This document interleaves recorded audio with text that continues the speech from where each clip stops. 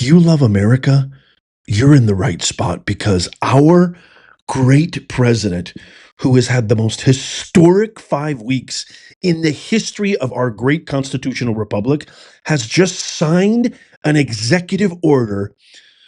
Oh, it makes me so happy. It makes me so proud, declaring English as the official language of these United States of America. Now, there's a lot of propaganda out there. There's a lot of radical, extreme, anti-American, ghetto Crockett, AOC, wannabes, etc., pundits, the woke media. They're all against this, calling this, their typical Nazi, threat to this, threat to that, white segregation, all that crap. This is the video. This is the video we need to make viral. I'm going to share with you detailed examples as to why this is the greatest, maybe even the best executive order our president, Donald Trump. We are so back. It is not even funny. By the way, if you want this one-of-a-kind made in the USA original Patriot merch, the link is in the pinned comment and in the description down below. Oh, these are original, made in the USA. I'm going to share with you concrete examples as to why this is the best thing ever. Let's go to the trusty outline. Okay, this is the one. This is the one that you're going to want to share with everybody who dares to call this anything but the best thing for everyone living in America. First of all, look at our beautiful, this never gets old for me.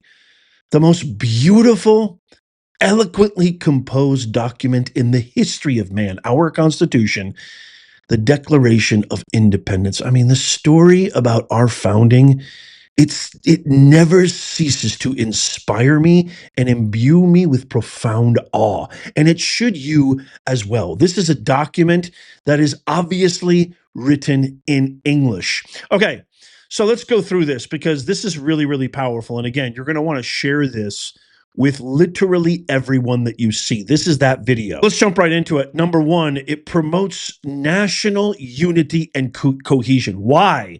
Why is declaring English the official language of the United States of America so beneficial? Here's the historical context, okay? The U.S. was founded predominantly by English-speaking settlers with the Declaration of Independence, which I just shared with you, and the Constitution written in English. Early leaders like John Lay noted in the Federalist Papers, which I highly recommend everybody can read this. But guess what? If you have been incentivized not, you see, everybody needs a little nudge. Even my grandfather, who I revere, is one of the most intelligent human beings I've ever met. I was lucky enough to call him grandfather as a member of my family. Suffered because this was not the nudge. We all need a little nudging. Behavior is all driven by incentivization. Incentives declare all human behavior. He could have gotten so much out of this. He could have read the Federalist Papers in its original language. And it shared that language united colonies, fostering a sense of one people despite diverse origins. We cannot have a shared culture without a shared language. That's just a fact. Look at history. Here's a concrete example.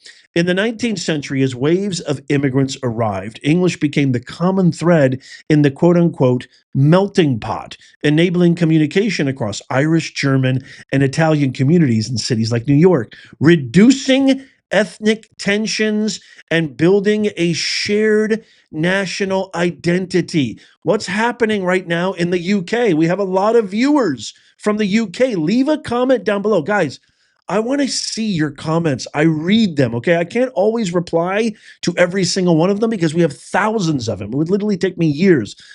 But the most thoughtful, the most constructive, don't share links, okay? Don't share any links.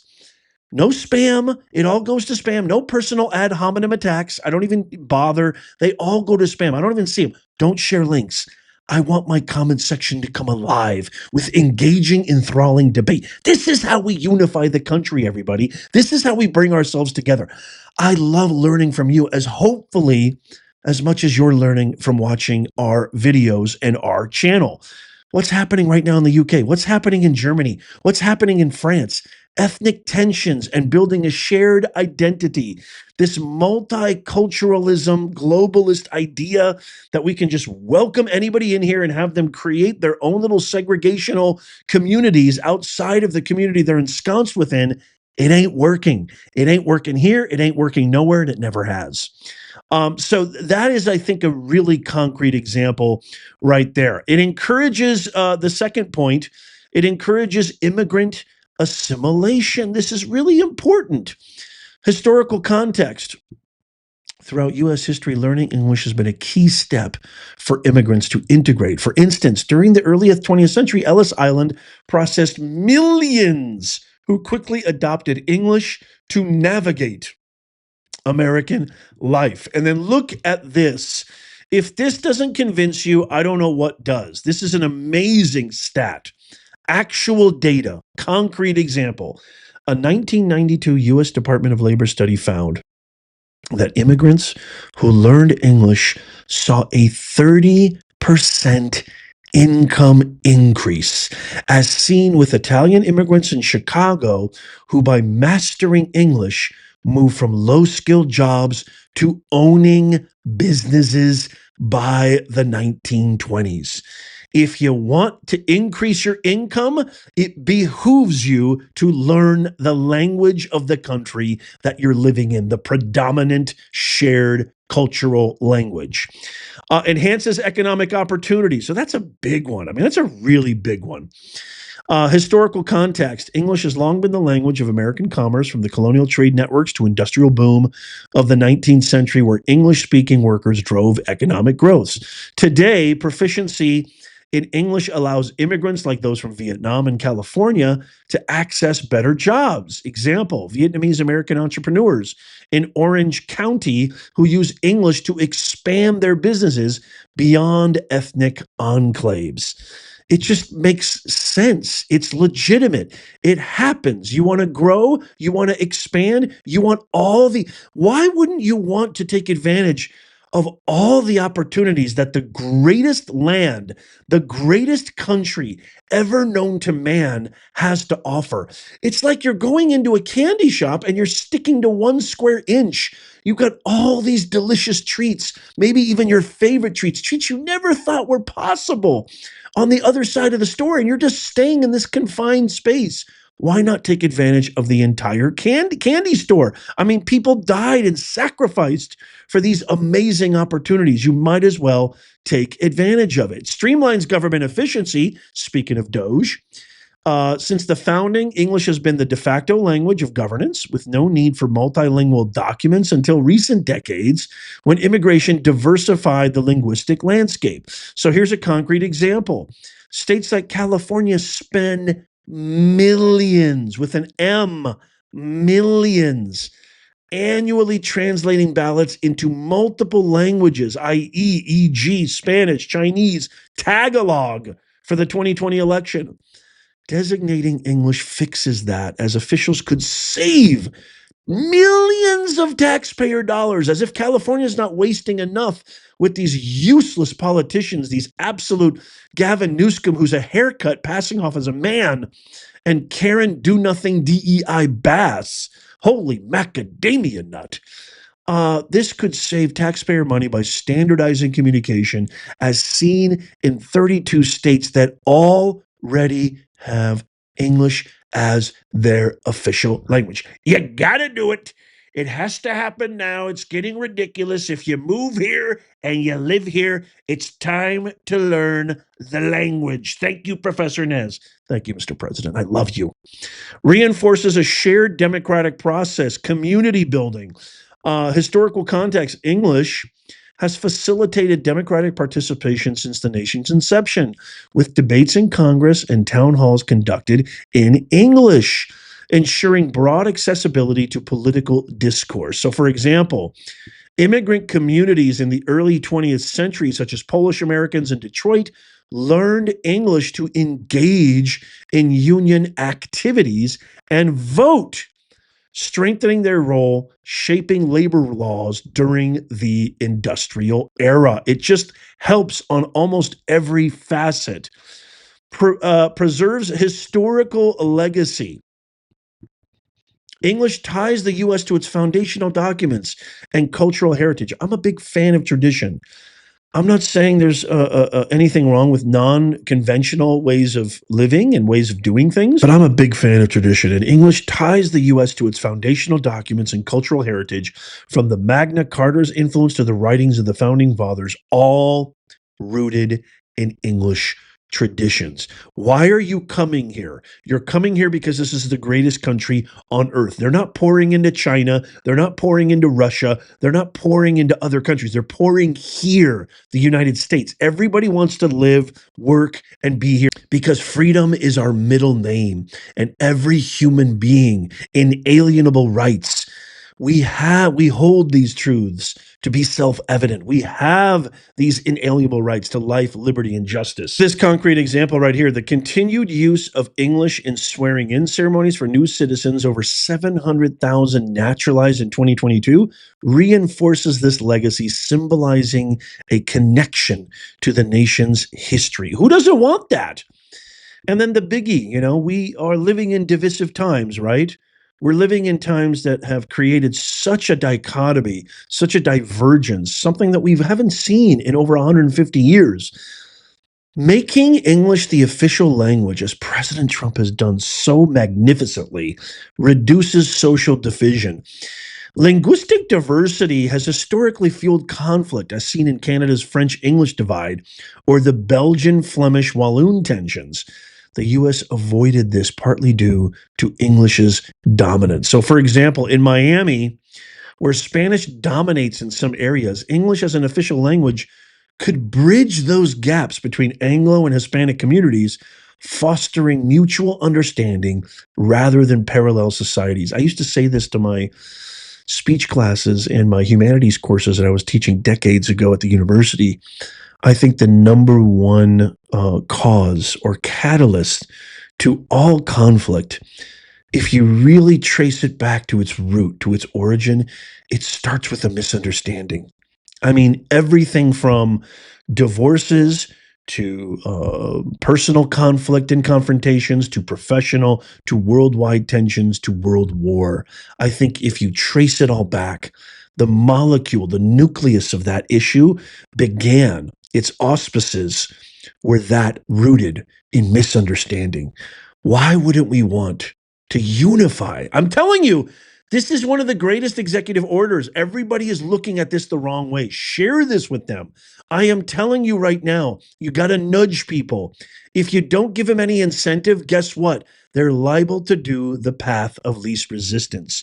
Human beings are not going to be doing anything unless they get a little nudge. This is a nudge. And I'm telling you, misunderstanding is the cause of 90%, if not more, of conflict and families being destroyed, countries being destroyed, and the like. Aligns with global norms. This is important.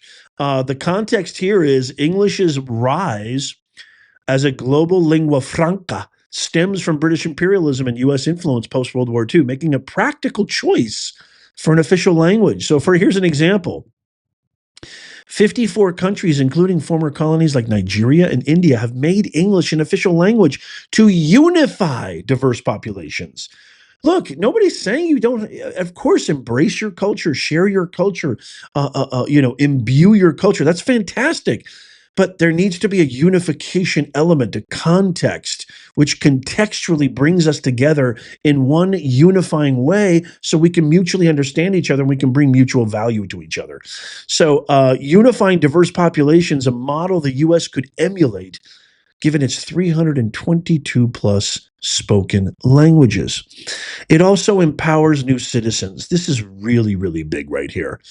The historical context of this is that English proficiency has historically been a gateway to citizenship, with naturalization laws since 1906 requiring basic English knowledge to ensure civic participation. Here's a concrete example. A Somali refugee family in Minneapolis, after learning English through community programs, opened up a small business in 2018, illustrating how language skills unlock the American dream. I mean, my fellow Americans and global citizens, if that doesn't tell you right there, Somali family from Minneapolis, after learning English, opened a small business in 2018. illustrating how language skills unlock the American dream. I should end the video right here, but I got a little bit more to share with you. That right there is absolutely the personification of why this unbelievable certification and executive order and declaration, making it official that English is the official language in the United States, that right there is the perfect symbol of why this is the best thing for everyone. Lastly, it reflects public will and state precedent. The push for English as an official language dates back to Theodore Roosevelt's early 20th century call for quote unquote one language to unify the nation amid immigration surges. Here's a concrete example. Today, 32 states have English as their official language, and a 2020 Rasmussen Report survey found 80% of Americans support this at the federal level, showing widespread backing rooted in historical assimilation ideals. By designating English as the official language, the U.S. could build on its historical foundation as an English-speaking nation, enhance practical governance, and strengthen social and economic bonds, all while honoring its diverse yet unified past. I have just a personal reflection to share on this, and I kind of alluded to it earlier. My grandfather, one of the most intelligent, amazing human beings I've ever been lucky enough to encounter, he never assimilated. He never learned the English language, not even a little bit. And it's always been something that bothered me. It's always been that one smear, that one blight on his otherwise perfect resume as a human being. And I think if he would have been incentivized to, like I said, behaviors are all driven by incentives. And if he would have just been nudged a little bit, I think he would have gotten so much more out of a country that he loved. I mean, I can't, I can't find too many people that love the United States of America more than my grandfather. He used to wear this huge, I'll never forget it. I'll never forget it. He used to wear this huge USA hat. It looked like one of those just generic, you could find at a garage sale or something, really poor quality. And even the emblem was really kind of tattered. But it was the most amazing hat. I still have it in my possession.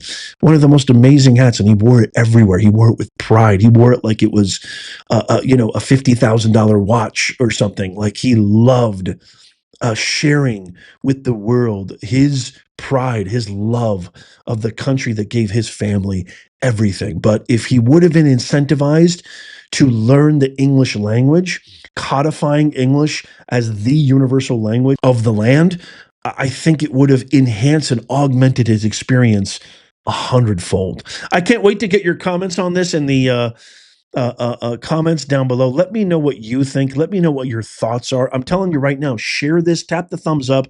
Anybody who dares say that this isn't a good thing, that this is more proof that he's a Nazi and he wants white supremacy, all that BS, this is the video you need to share with them. I gave you concrete examples.